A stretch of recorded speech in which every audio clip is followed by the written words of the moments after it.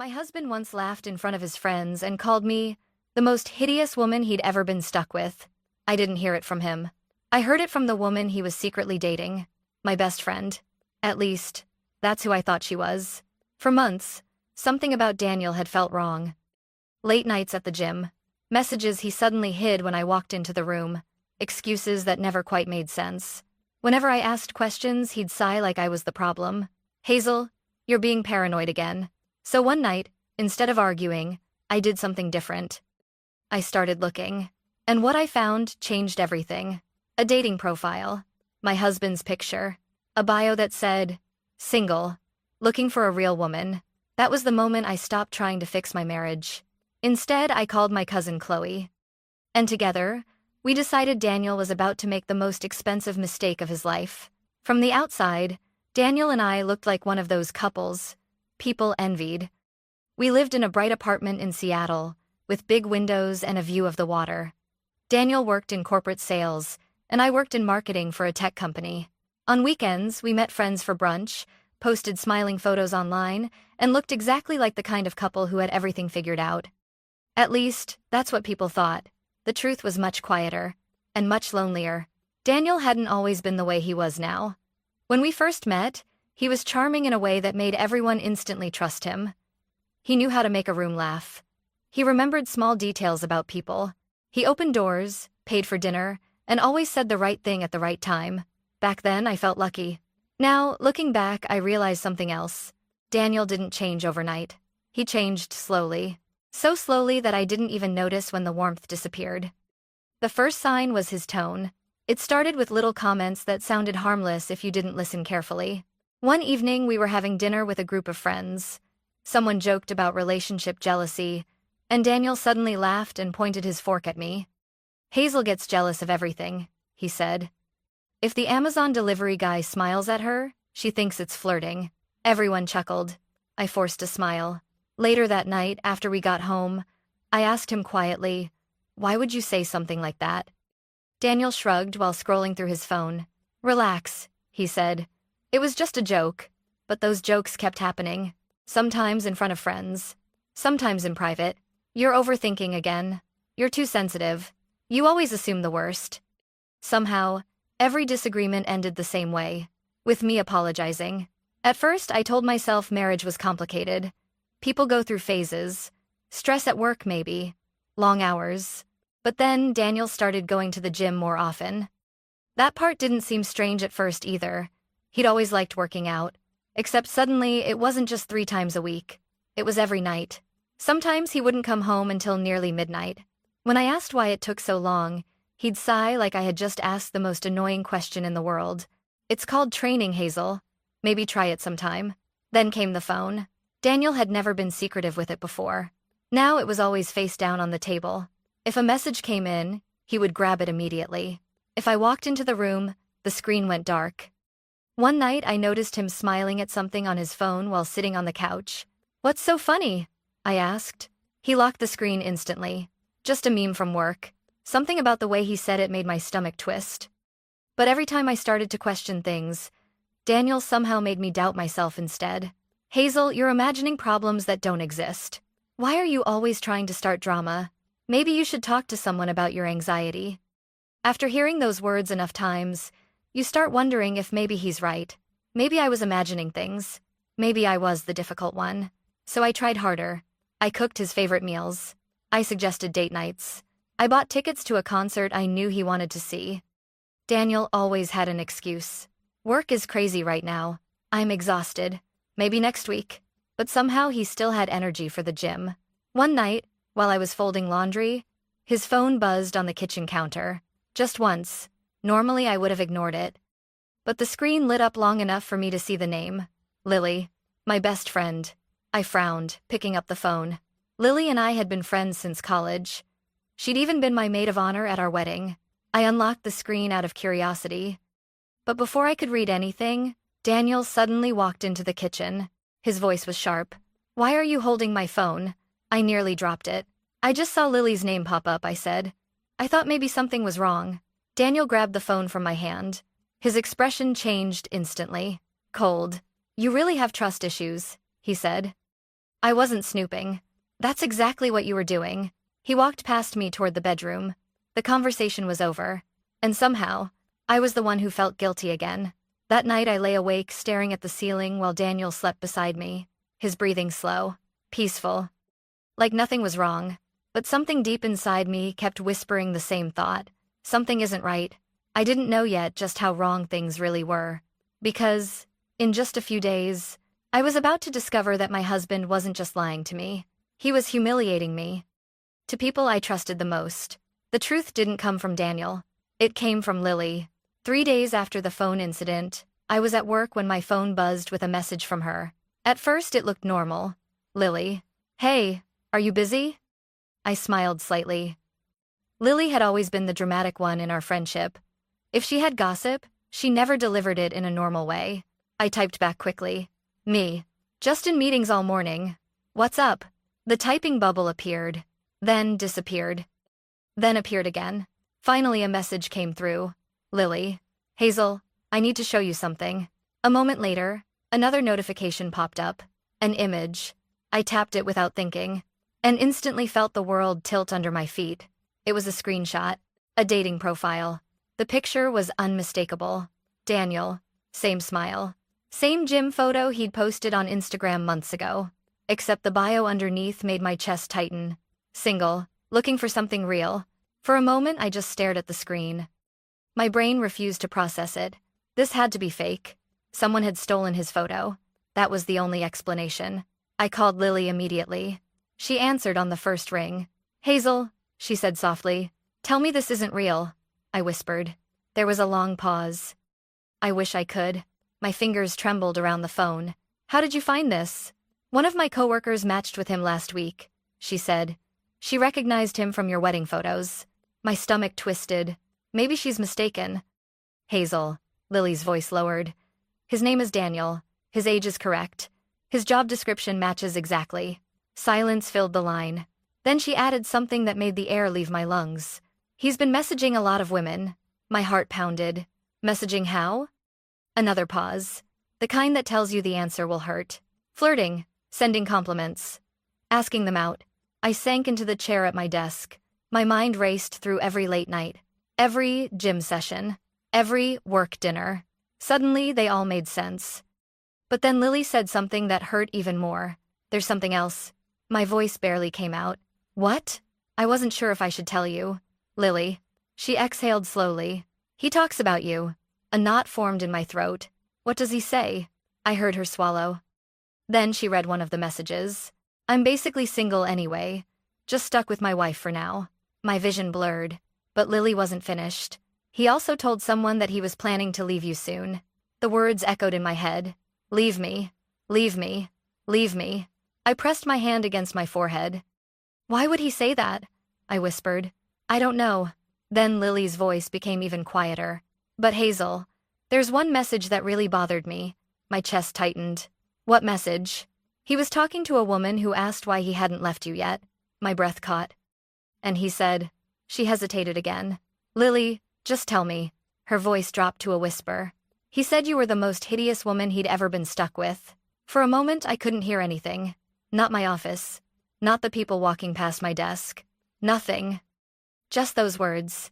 Hideous. 4 years of marriage. And that's how he described me. I stared down at the screenshot again. The smiling photo. The word single. My chest felt hollow.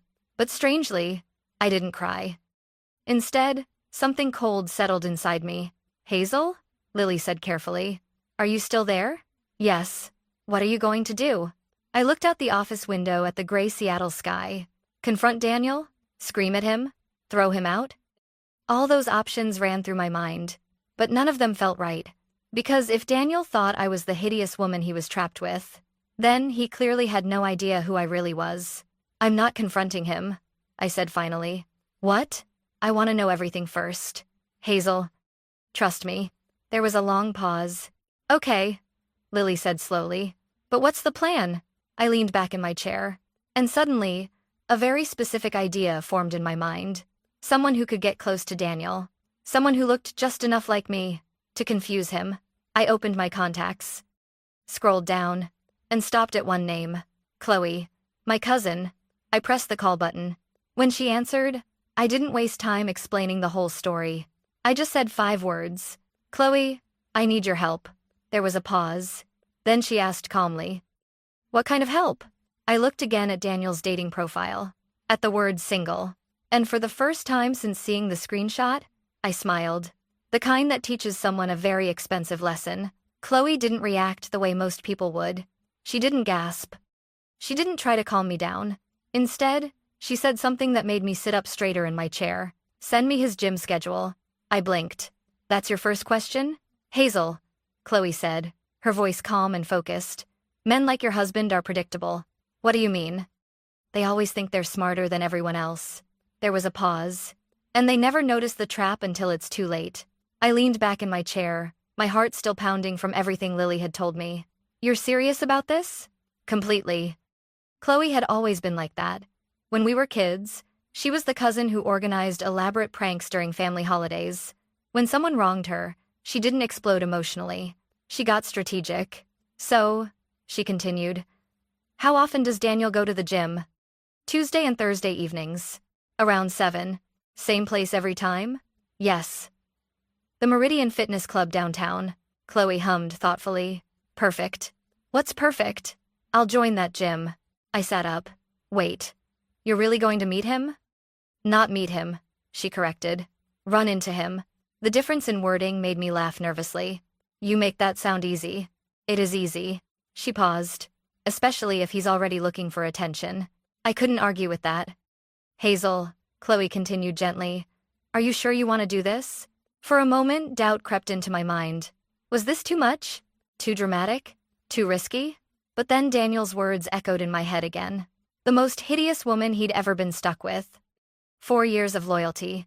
4 years of believing in our marriage. And that was how he saw me. My voice hardened. Yes. Okay, Chloe said. Then here's the plan. She explained it step by step. First, she would get a guest pass to Daniel's gym through a friend of hers who already had a membership. Second, she would accidentally work out near him. Not too obvious. Just enough to catch his attention. And if he talks to you? I asked. Chloe laughed softly. Oh, he will. And then? Then I flirt. I covered my face with my hand. This is insane. Maybe, she said cheerfully. But I promise it'll work. What if he recognizes you? Chloe and I did look similar. Same dark hair. Same eyes. But Chloe was taller. More confident. And carried herself like someone who never doubted her own worth. He won't recognize me, she said. Why are you so sure? Because men like Daniel don't look closely at women. What do you mean? They look at what they want to see. Her words made an uncomfortable kind of sense. Okay, I said slowly. So you flirt with him? Then what? Chloe's voice dropped slightly. Then I see how far he's willing to go. 2 days later, I was sitting on my couch staring at my phone. It was Tuesday evening, 7:12 p.m. Daniel had left the apartment half an hour earlier. Leg day, he had said casually while tying his sneakers. He didn't even look at me when he left. My phone buzzed suddenly. A message from Chloe. Chloe, I'm here. My stomach flipped. I typed back quickly. Me, do you see him? 3 dots appeared. Then another message arrived. Chloe. Yep. A second later, Chloe. Target acquired. Despite everything, I laughed out loud. What does he look like? I texted. Her response came instantly. Exactly like the kind of guy who thinks he's irresistible. I could practically hear the smirk in her voice. A few minutes passed. Then my phone buzzed again. Chloe. He's staring. What? He keeps looking over here. My heart started racing. Hazel, she texted again. I'm not even doing anything. I bit my lip. What if he walks over there? 3 dots appeared again. Then her message came. Too late.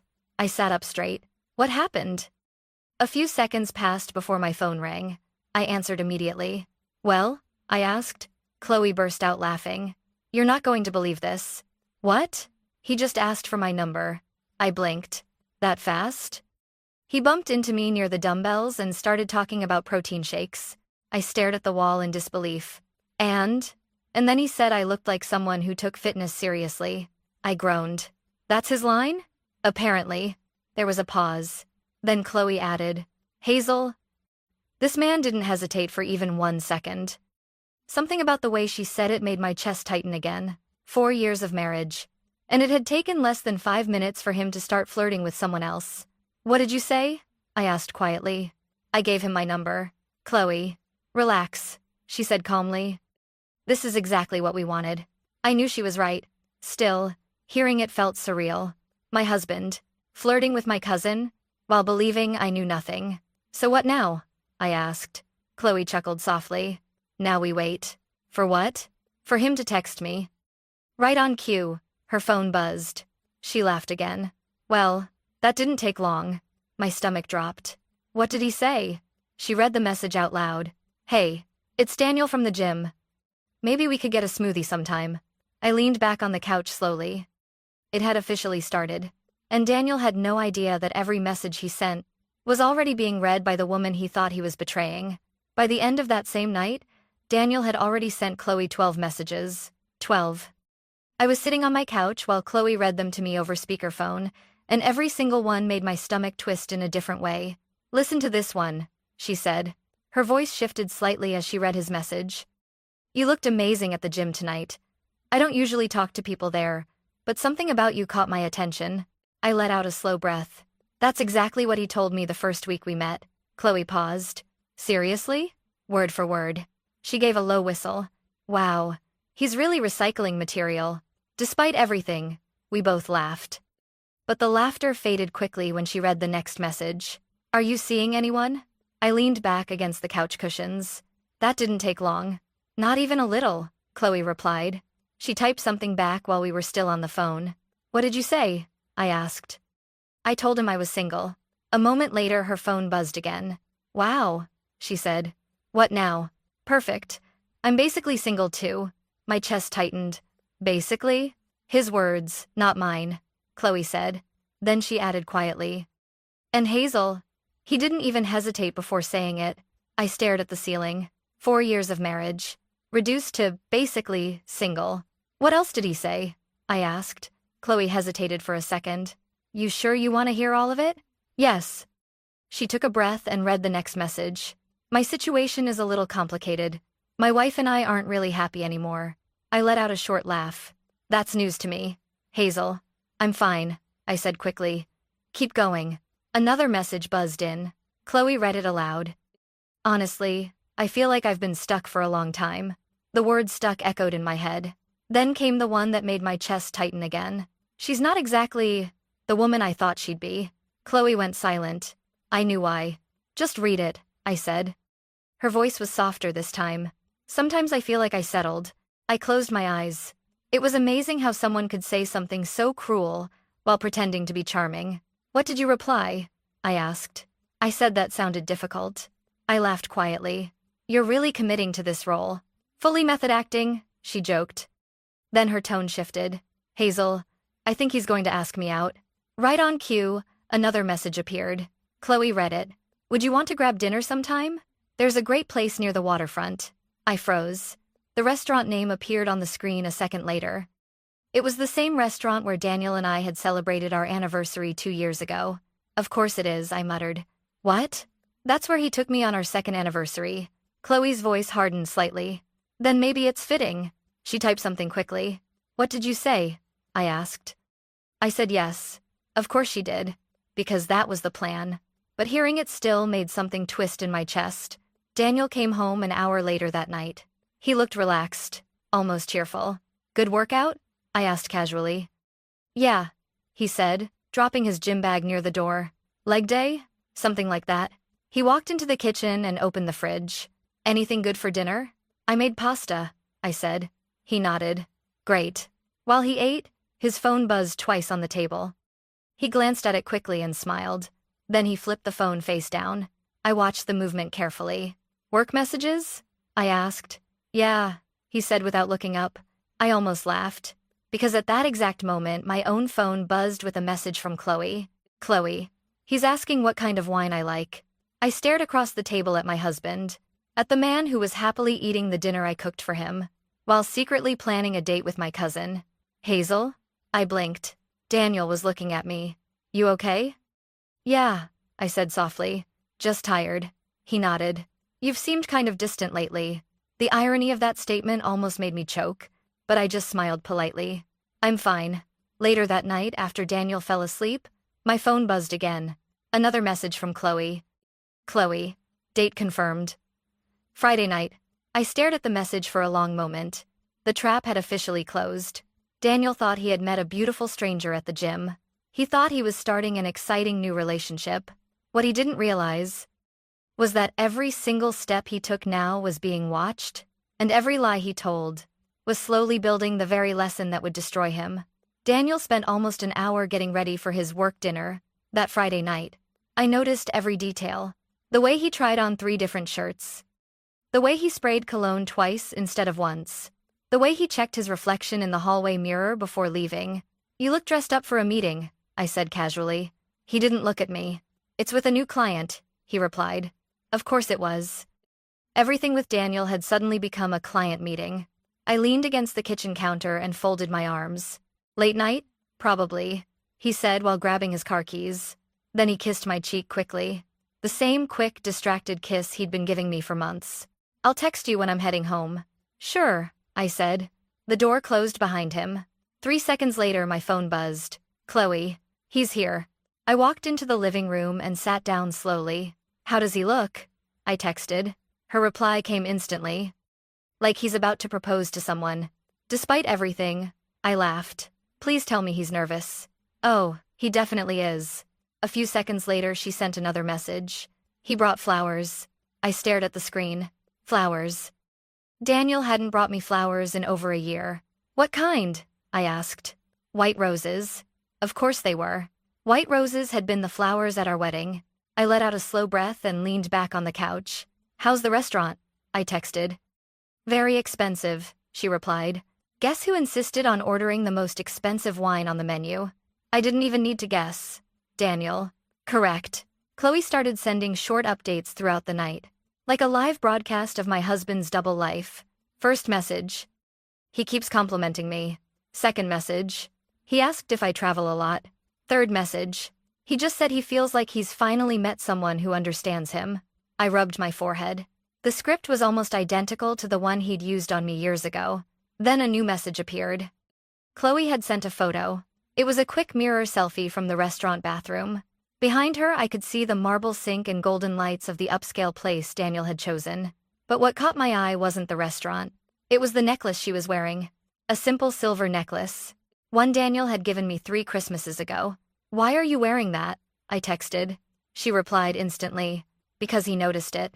What do you mean? He said it looked familiar. My stomach tightened. What did you say? I told him my cousin gave it to me. I sat up straight. And? He laughed and said. There was a pause before the next message arrived. I already knew it wouldn't be good. Chloe sent a screenshot. Daniel's message read, Your cousin has great taste. Mine, not so much. Below it was another message. My wife has terrible style. I stared at the screen until my eyes blurred. Then Chloe called me. You okay? She asked gently. Yes. You don't sound okay. I took a slow breath. I'm just realizing something. What? This is easier for him than I thought. Chloe was quiet for a moment. Hazel. He's not conflicted, I said. He's not guilty. He's excited. There was a pause. Then Chloe said softly, You want to hear the rest? Yes. She lowered her voice slightly. He just told me something. What? That he's basically single. My chest tightened again. Basically. Those were his exact words. And then he said something else. I braced myself. What? He said he's planning to leave his wife soon. For a moment I didn't speak. Because hearing the words didn't hurt the way I expected. Instead, they made everything clearer. 4 years of marriage. And Daniel had already rewritten the story in his mind. In his version, he wasn't cheating. He was escaping. Chloe's voice pulled me back. Hazel? Yeah. He just asked if I want dessert. I almost laughed. Of course he did. Then she added.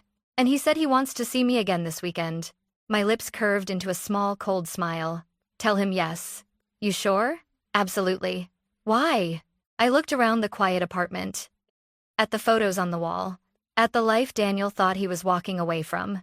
Because, I said calmly, the deeper he falls, the harder it's going to hurt when he hits the ground. For the next 2 months, Daniel lived 2 completely different lives. And somehow, he thought he was managing both perfectly. To me, he was the tired husband working late nights and attending endless client meetings. To Chloe, he was the charming man finally escaping a miserable marriage. Every week he spent more money.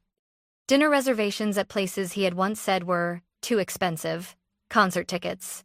Weekend trips. One evening, Chloe called me laughing. "You're not going to believe this." "What happened?" "He just bought me a new phone." I blinked. "A phone?" "Yep," said mine looked old. "What did you do?" "What do you think?" she said cheerfully. I accepted it. The next day she handed it to me. "Your screen is cracked anyway," she said with a grin. Soon there were other gifts. Designer shoes, a bracelet, even a weekend spa reservation. Daniel had never been generous like that with me, but apparently he was willing to empty his wallet trying to impress someone new. Meanwhile, every night he came home complaining about money. "Things are tight at work right now," he said one evening while scrolling through his banking app. "We might need to cut back a little." I stared at him across the dinner table. "Cut back on what?" He shrugged. "Maybe fewer takeout nights." The irony was almost painful, because at that exact moment, Chloe had just texted me a photo of Daniel paying for a $400 dinner. But the real surprise came 3 months into the plan. It happened on a Wednesday night. Daniel came home unusually early. He looked nervous, like someone about to make an important speech. "Hazel," he said, standing awkwardly in the living room. "Can we talk?" My stomach tightened. "Sure." He took a deep breath. "I've been thinking a lot about us." I waited quietly. And then something completely unexpected happened.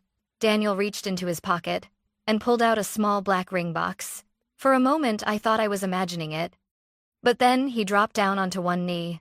"Hazel," he said softly. "I know things haven't been perfect lately." My mind raced. This couldn't be real. Not when I knew exactly what he had been doing behind my back. "I think we've both made mistakes," he continued. "But I believe we can start fresh." He opened the ring box. Inside was a simple diamond ring. "Will you marry me again?" For a full 5 seconds, I couldn't speak. My husband, the man secretly dating another woman, was proposing to renew our vows. I forced tears into my eyes. Not entirely fake. "Daniel, my voice trembled. "This is a lot."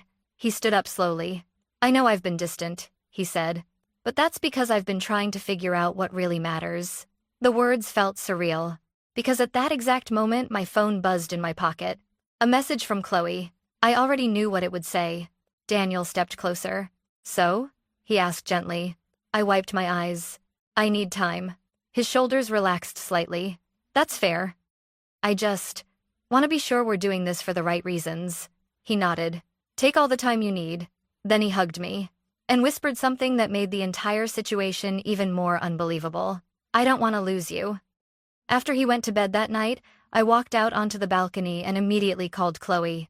She answered on the first ring. "Well?" she asked. "How was dinner with Romeo yesterday?" "You're not going to believe this." "What?" I took a deep breath. "Daniel just proposed to me." Silence exploded through the phone. Then Chloe burst into laughter so loud I had to hold the phone away from my ear. "You're kidding." "I wish." "He proposed? While dating me?" "Yes." "Oh my God," she said, still laughing. "This man is unbelievable." "That's one word for it." She finally calmed down. "Well," she said slowly, "that actually makes our plan even better." "How?" "Because now," Chloe said, "he's about to lose 2 women at the same time." I leaned against the balcony railing, looking down at the quiet street below. Somewhere inside the apartment, Daniel was sleeping peacefully, still believing he was in control, still believing his secrets were safe. But what he didn't know was that his biggest mistake wasn't cheating. It was thinking he was the smartest person in the room. And very soon, he was about to discover exactly how wrong he was. By the time Daniel proposed, our plan had already been running for almost 4 months. 4 months of lies. 4 months of watching him spend money he didn't have trying to impress the woman he thought would replace me. And 4 months of Chloe quietly documenting everything. Every message. Every lie. Every insult. But the most expensive part of Daniel's fantasy was still ahead of him. One night, Chloe called me sounding unusually excited. "You need to hear this," she said. "What happened?" "He's planning a vacation." I frowned. "With you?" "Oh yeah," she replied. "And not just any vacation." There was a pause. "Hazel, He wants to take me to Hawaii. My eyebrows shot up. Hawaii? 5-star resort, oceanfront room, private excursions. I let out a slow whistle. Wow. Exactly. How much is this going to cost him? From what I saw on the booking screen, she said carefully. Close to $18,000. I leaned back on the couch. Daniel had always claimed we couldn't afford trips like that. Apparently we could, just not for his wife. So when's the trip?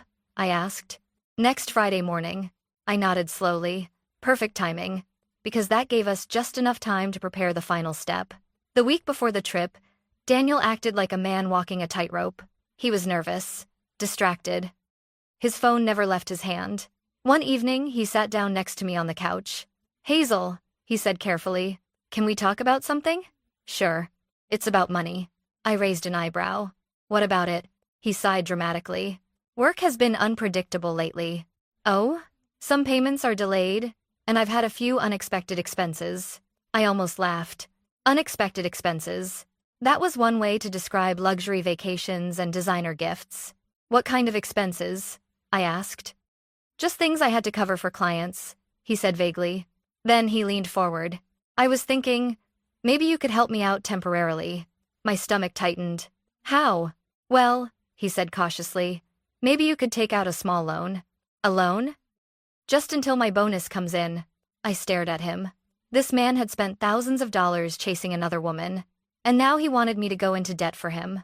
Hazel, he added quickly, it would really help us. Us. I almost admired the confidence. I folded my hands in my lap. I'll think about it. His shoulders relaxed immediately. Thank you. Later that night, I texted Chloe. Me. He just asked me to take out a loan. Her response came seconds later. Chloe. Oh, this just keeps getting better. 2 days before the trip, Chloe sent me the message we'd been waiting for. Flights confirmed. She also sent screenshots of the booking. Luxury airline seats. A 5-star resort. Private boat tours. Daniel had drained almost everything from his savings account. Even worse. He had transferred money from our joint account to pay the final deposit. When I saw that, the last trace of guilt disappeared. Because this wasn't just cheating anymore. It was betrayal. Financial betrayal. Which meant I had every legal reason to protect myself. That same evening, I quietly moved the rest of my belongings out of the apartment. Important documents. Jewelry. Personal records. Everything went into boxes at my new apartment across town. Daniel didn't notice. He was too busy texting Chloe. The night before the trip, he hugged me at the door. I'm leaving early tomorrow for a business conference, he said. I nodded. Good luck. He kissed my cheek. Think about what we talked about, okay? About the loan. Of course. He smiled. Thanks, Hazel. After he left the room, my phone buzzed. A message from Chloe. Chloe. Airport tomorrow. 8:30 a.m. I stared at the message for a moment. Tomorrow. Tomorrow, the entire illusion would collapse. The next morning, Daniel left the apartment at 7 a.m. with a suitcase. He looked happier than I'd seen him in months. Excited. Hopeful. Completely unaware of what was coming. From my new apartment, Chloe and I watched everything unfold. At 8:27 a.m., she texted me. He just walked into the terminal. 2 minutes later, he's looking around for me. I could almost picture it. Daniel standing there with his suitcase, waiting for the woman he thought he was about to start a new life with.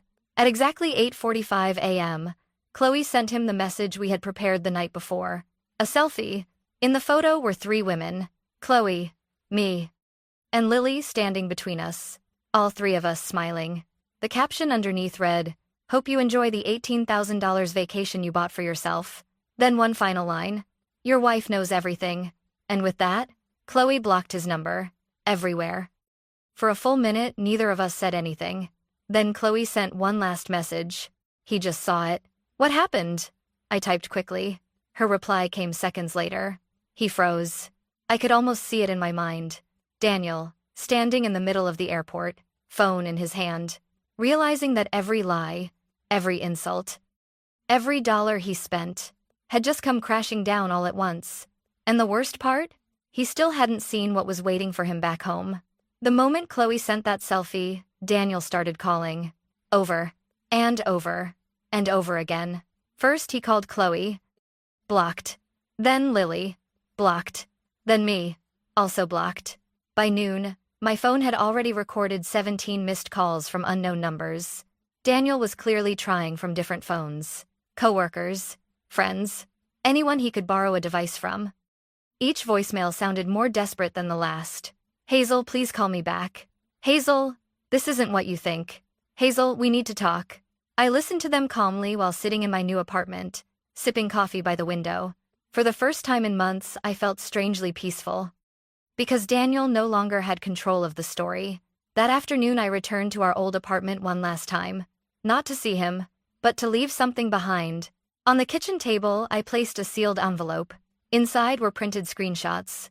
Messages Daniel had sent Chloe. Messages where he called me hideous. Messages where he bragged about leaving me soon. Messages where he described me as convenient. Attached to the screenshots was a short letter. It read, Daniel, I know everything. I know about the dating profile. I know about the lies. I know about the money you moved from our joint account. This letter is not an argument. It's a record.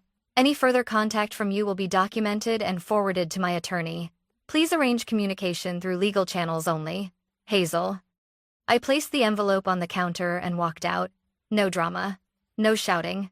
No confrontation. Just facts. 3 nights later, my phone buzzed at 1:03 a.m. Motion detected. My Ring doorbell camera had been activated. I opened the app. And there he was, Daniel, standing outside my apartment door. His hair messy, his shirt wrinkled, his eyes red. He looked completely different from the confident man who had left for the airport a few days earlier. Hazel, he said hoarsely, staring directly into the camera. Please, just talk to me. My phone screen showed something else. 34 missed calls. He wiped his face with both hands. I know I messed up, he continued. I made a huge mistake. Behind him, the hallway lights flickered slightly. For a moment, he just stood there. Then he leaned closer to the camera. I'll fix everything, he said. I swear. I watched silently from my couch, wrapped in a blanket, a bowl of popcorn sitting on the coffee table. For the first time since our marriage began to fall apart, I felt absolutely calm. Because Daniel finally understood something he had never believed before. Actions have consequences. He stood there for another minute, waiting for the door to open, waiting for forgiveness. Instead, I did 2 things. First, I forwarded the doorbell footage to building security. Second, I sent the clip to Chloe with one message. Guess who's outside my door? Her reply came instantly. Karma arrived early. 10 minutes later, the security guard escorted Daniel out of the building. He didn't even argue. He just looked exhausted, defeated, and very, very alone. In the weeks that followed, I learned a few things about what happened next. Daniel had to cancel the Hawaii trip. The flights were non-refundable. The hotel was non-refundable. Almost $18,000 gone overnight. His credit cards were nearly maxed out. His savings account was empty. And once the financial transfers from our joint account were reviewed, things became even more complicated for him legally. As for me, life slowly became quiet again. Peaceful. I focused on work. Spent time with Chloe. Reconnected with friends I hadn't seen in years. One evening, months later, Chloe asked me something while we were having dinner. Do you regret it? What? The whole plan. I thought about it for a moment. No, I said finally. Why not? Because revenge wasn't actually the point. The point was clarity. Daniel had spent years making me believe I wasn't enough. Not attractive enough. Not exciting enough. Not interesting enough. But in the end, the only thing he proved was who he really was. And sometimes the best ending to a painful chapter isn't watching someone else fall. It's realizing you're finally free to